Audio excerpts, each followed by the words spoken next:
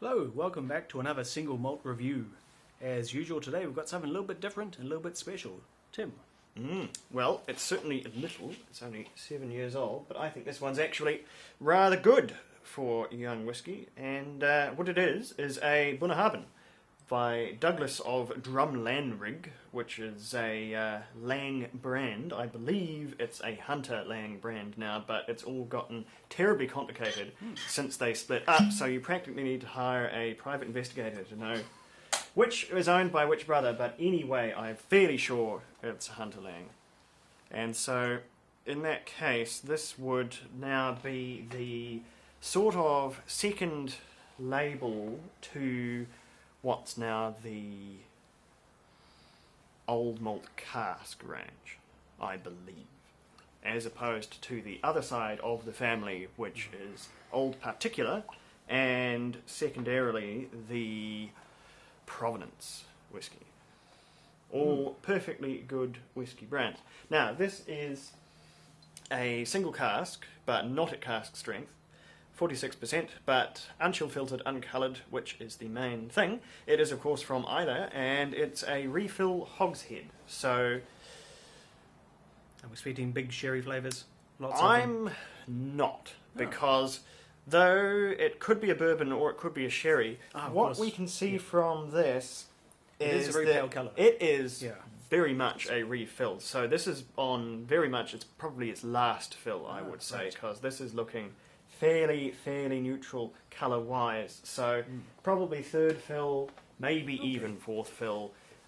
Just the very last bits of life that keg has left. And it's produced what I think is quite an interesting whisky. So I want you to tell me what you think, because there's a few things here that really are quite different from what people expect from I have grown used to Bunnahabhain. expecting hogsheads to deliver very concentrated, very refined flavours of whatever wood used to be, being cut down cask, reduced in size to make a more concentrated brew. But if it's been refilled a few times, it would explain the fairly light colour.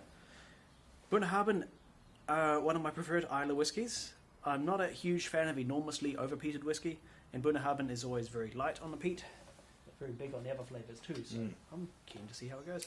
And yet Bunnahabhain, a mildly peaty whisky in its normal expressions. But what we will find here There's a first whiff of off sea salt on the nose, is that a few sweet flavours coming through. no peat. No peat to speak of at all. And Oh, I'm sure there's a little bit of peat in there. there might be a thread. There might be a thread, but you wouldn't say it's a peated whisky, which is an interesting thing that Bunnahabhain does.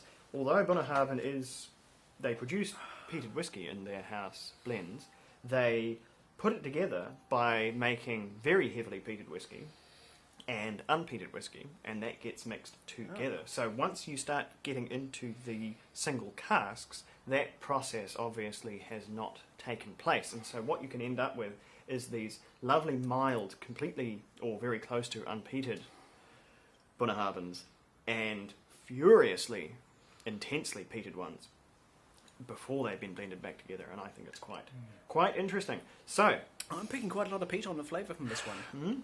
I'm really getting quite a lot of peat there. well, Maybe it's just me, but we shall I'm see. getting quite a bit. So the bottle suggests we're going to get pineapple, sweet vanilla, bubble gum on the nose. I'm not sure. I'm picking vanilla. There's a lot of oaky vanilla. Vanilla flavours certainly. Bubblegum, I'm not quite so sure. And pineapple, again, I don't eat a lot of pineapple, but There is a hint of sweet, strong fruit there. maybe tinned pineapple. But on the palate, there's pepper, almonds, and a bit more sort of honey vanilla. And the almonds I can absolutely The taste. vanilla They're quite and upfront. oaky tannins make me think of bourbon. Thinking possibly a bourbon hogshead. I could just be stretching, but that's the impression I'm getting at least. That's the direction I would go. Although it just gets very hard to tell with these heavily reused ones which we're dealing with here. And it's a whiskey that is very, as you would imagine, spirit driven, which is, I think that's the best way to drink younger whiskies. Younger whiskies that have too much oak character in them often taste immature, but if it's one that is driven by the spirit, that can be good from day one, so long as the spirit is of a very high quality, which this is. So these, not to say neutral, but lighter whiskies, without too much wood character in them, I think they're perfectly good at a young age, which this is. Yes, there's a very, very strong spirit flavour there. Maybe what it made me think it was more peated, just that intense sharpness, a spicy hit up front, which you get from a very, very strong alcohol, of course. My trick to peat.